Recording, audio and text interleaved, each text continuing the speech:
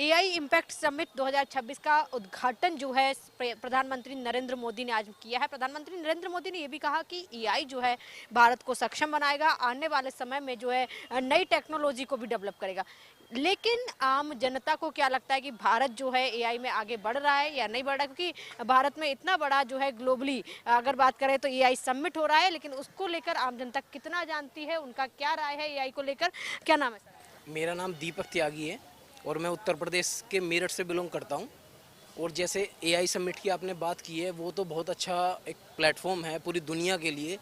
Artificial intelligence जो है वो पूरी दुनिया के लिए एक बहुत ही अलग चीज़ है और वो आने वाले समय में उसके भारत में क्या फ़र्क पड़ेगा। और जितना भारत बेरोजगारी का दंश फिलहाल वर्तमान में झेल रहा है, रोजगार की बहुत दिक्कत है देश में, किसानों को बहुत दिक्कत है। और सबसे बड़ी बात ये, अगर कहीं ना कहीं हमारे देश में रोजगार को बढ़ावा दे, लेकिन अभी जैसे गलगोटिया का हमने देखा, गलगोटिया की मेरा एक सवाल बीच में आपको टोकना चाहूंगी कि क्या आने वाले समय में एआई जो है कृषि में जिस तरह से नए जो रिफॉर्म है वो कर पाएगा, या फिर एआई जो है लोगों को नौकरी में मदद कर पाएगा, शिक्षा में मदद करेगा? प्रधानमंत्री जी भी कहते नजर आए कि नई टेक्निक है, शिक्षा जगत में इसका उपयोग किया जाएगा। रोड मैप जो है किस तरह से हमारे ट्रैफिक व्यवस्था को जो है एआई इकोसिस्टम को मदद करेगा। क्या लगता है आने वाले समय में इन सब चीज़ों पर एआई काम कर पाएगा? वो बात प्रधानमंत्री जी की अपनी जगह सही है, लेकिन सबसे बड़ी बात जो हमारी जितनी भी यूनिवर्सिटीज़ हैं उनमें जो आरएनडी होती थी पहले, पूर्व की सरकार में जब आरएनडी पे पैसा खर्च होता था, वो फिलहाल नहीं है।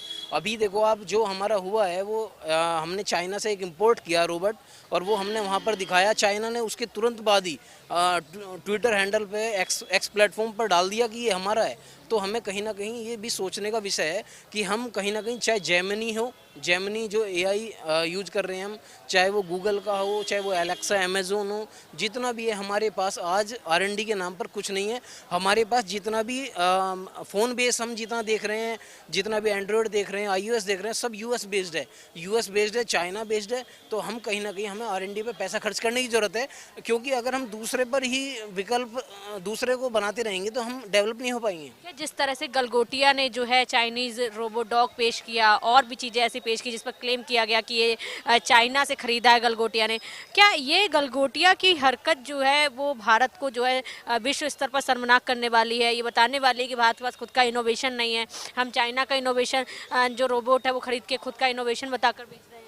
ये जो गलगोटिया ने किया, ये कहीं ना कहीं विश्व पटल पर, आपने जो बात कही है बिल्कुल सही है, विश्व पटल पे कहीं ना कहीं अपने देश की बहुत ज़्यादा एक नीचा देखना पड़ा है हमें। क्योंकि गलगोटिया एक संस्थान है, लेकिन भारत एक देश है, लोकतांत्रिक व्यवस्था का सबसे बड़ा देश जो है भारत है। अगर उसकी पहचान कहीं डाउन होगी तो उसका जो राजनीतिक स्तर है, शैक्षिक स्तर है, और जितना भी हम आईटी मीडिया प्लेटफॉर्म जो देख रहे हैं, वो कहीं ना कहीं भारत पे असर पड़ेगा। क्योंकि भारत में दूसरी कंपनियां जो हैं वो कहीं ना कहीं आने के लिए तैयार नहीं होंगी। जब हम ऐसा चीज़ देख रहे हैं कि 2.5 लाख रुपए में हम कोई चीज़ परचेज कर रहे हैं और 350 CR की उसे हम दिखा रहे हैं, तो कहीं ना कहीं ये एक बहुत बड़ा झोल है।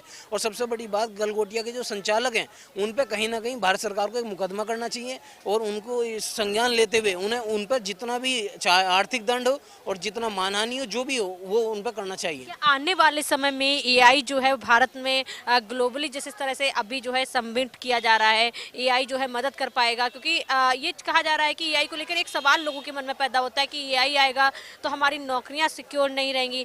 लेकिन आज प्रधानमंत्री जी की तरफ से कहा गया एआई आएगा, नई टेक्निक को मजबूत करेगा, भारत जो है एआई में आगे बढ़ेगा। किसी भी देश के भविष्य को अगर देखना हो तो वहाँ के प्राथमिक एजुकेशन, प्राइमरी एजुकेशन को देखना चाहिए। हम प्रधानमंत्री मोदी जी से भी दरख्वास्त ये करते हैं कि जब तक देश की प्राइमरी एजुकेशन सही नहीं होगी, हायर एजुकेशन में आप क्या करेंगे जब तक आपका बेस ही मजबूत नहीं होगा। प्राइमरी एजुकेशन की व्यवस्था लचर है। देश में हर साल 13,000 विद्यालय बंद होते जा रहे हैं, लगभग 92 से 95,000 प्राथमिक विद्यालय बंद हो चुके हैं। तो कहीं ना कहीं हमें सोचने का विषय है, इस पर ये हमें संज्ञान लेना चाहिए कि हमारी जो बेस है, जो हमारे रूट हैं, जो जड़ें हैं, वो कमज़ोर हो रही हैं। हम हायर एजुकेशन पर क्या करेंगे जब हमारा प्राथमिक ही सिस्टम खराब हो जाएगा। हमने लेकिन इस एक्सपो में कई ऐसी चीज़ें देखी, ऐसी तकनीक देखी भारत ने जो पेश की है, तो हम कुल मिलाकर ये नहीं कह सकते हैं कि भारत एआई में अभी अपना हिस्सा नहीं दे रहा है। भारत की तरफ से भी बहुत अच्छे अच्छे इनोवेशंस देखने को मिल रहे हैं। नहीं, वो बात ठीक है, भारत ग्लोबल स्तर पे बहुत अच्छा कार्य कर रहा है, लेकिन कहीं ना कहीं जैसे अभी बजट पेश हुआ था तो हम उसमें देख रहे हैं कि टोटल जो हमारा बजट है उसमें 3% एजुकेशन पे खर्च किया जा रहा है। जब हम 3% एजुकेशन पे खर्च कर रहे हैं तो आर्टिफिशियल इंटेलिजेंस पे हम कितना खर्च कर रहे हैं? तो उस 3% में कर रहे हैं, उस 3% में भी 0.1, 0.2, 0.5%, तो उससे क्या हम आर्टिफिशियल इंटेलिजेंस को आगे ले जाएंगे? जब हम कहीं ना कहीं जो हमारी प्राविधिक शिक्षा है, जो हमारी टेक्नोलॉजी है, हम उस पर जब भी तो काम कर सकते हैं जब हम उनकी यूनिवर्सिटीज़ पे पैसा लगाएंगे, यूजीसी को पैसा देंगे। तो सबसे बड़ी बात हमें ये सोचने का विषय है कि हमारे पास कहीं ना कहीं जो हम फंड लगाते हैं, जो अपना बजट पेश करते हैं, बजट जो पेपर पे खर्च किया जा रहा है वो कहीं ना कहीं धरातल पे नहीं उतर पा रहा है।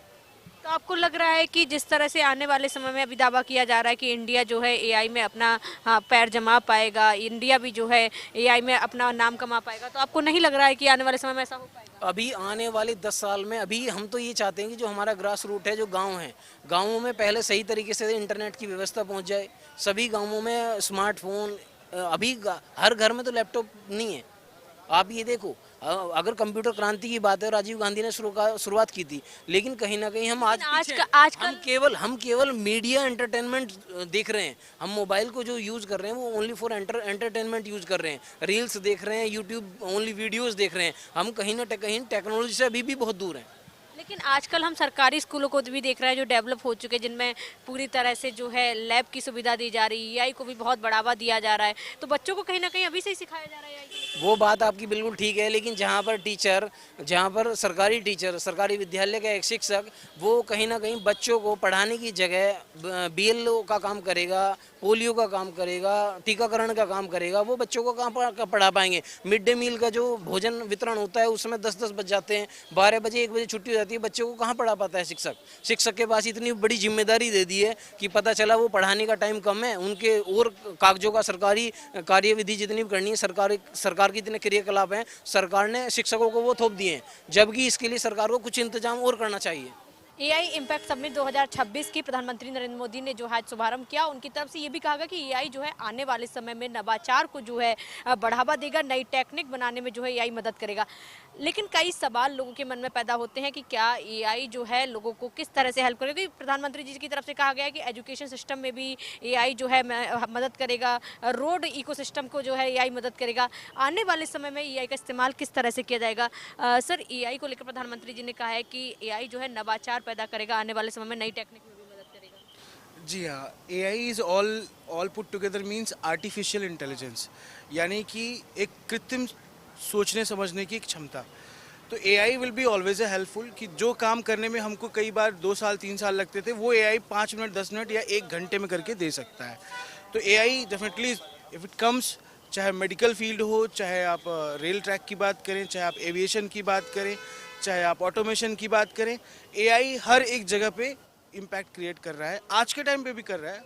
और अगर हम आज से आने वाले साल की नवाचार की अगर हम बात करें, 2 से 3 साल की, इट्स मॉडर्निटी, तो आने वाले 2 से 3 साल में एक बहुत बड़ा रेवोल्यूशन आपको इंडिया में ही देखने को मिलेगा एआई की। लोगों के मन में कई सवाल होते हैं कि क्या एआई आने के बाद उनकी जो जॉब्स है वो सिक्योर रहेंगी या नहीं, क्योंकि प्रधानमंत्री जी की तरफ से कहा है एआई जो है नवाचार के साथ हमारी जो डिफेंस टेक्निक है उसको भी बहुत स्ट्रांग बनाएगा। बहुत अच्छा सवाल किया आपने। ये सवाल ना आज के टाइम पे बहुत ट्रेंड कर रहा है कि एआई की वजह से क्या लोगों की जॉब जा सकती है क्या? नहीं, एआई की वजह से किसी की भी जॉब जाने वाली नहीं है। कंप्यूटर आया तो क्या किसी की जॉब गई क्या? नहीं गई ना।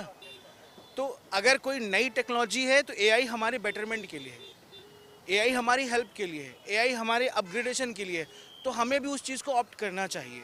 अगर हम देखें किसी भी टेक्नोलॉजी का इवोल्यूशन, जितना एआई का इवोल्यूशन जिस स्पीड से हुआ है, उतना तेज किसी भी टेक्नोलॉजी का इवोल्यूशन आज तक पूरी दुनिया में नहीं हुआ है। तो अगर चीज़ें इवॉल्व हो रही हैं, अगर बारिश आ रही है और बारिश से फसल अच्छी हो सकती है, तो आप उस बारिश का स्वागत करेंगी या आप उस बारिश के लिए आप 4 निंदा जैसे शब्दों का इस्तेमाल करेंगी, हमारी नौकरी खा ले रही है? आपको क्या लगता है? एआई को लेकर क्या भारत में जिस तरह से है आने वाले समय में एआई जो है अपना पैर जमा पाए, क्योंकि ये प्रधानमंत्री जी की तरफ से संदेश दिया गया है कि एआई जो है हमारे एग्रीकल्चर जो फील्ड है उसमें भी जो है मदद करेगा, हमारे इंफ्रास्ट्रक्चर के लिए भी मदद करेगा, रोड इकोसिस्टम को मदद करेगा। तो एआई मैं आपको बताऊं, एग्रीकल्चर आपने कही, भारत की 75% इकोनॉमी आज के टाइम पे एग्रीकल्चर के ऊपर ही बेस्ड है। और एग्रीकल्चर में अगर आप बात करें तो एआई का इंटीग्रेशन एग्रीकल्चर में ऑलरेडी इंडिया में हो चुका है, हो रहा है ऑलरेडी। आप एक मोबाइल ऐप के थ्रू फोटो खींचती हैं किसी भी प्लांट की, और उस प्लांट में क्या प्रॉब्लम है, आपकी फसल में क्या प्रॉब्लम आ रही है, वो एप्लीकेशन आपको बता देता है कि ये इस समय इसमें जिंक की डेफिशिएंसी है, इसके अंदर सल्फर की डेफिशिएंसी है, इसके अंदर कैल्शियम की डेफिशिएंसी है।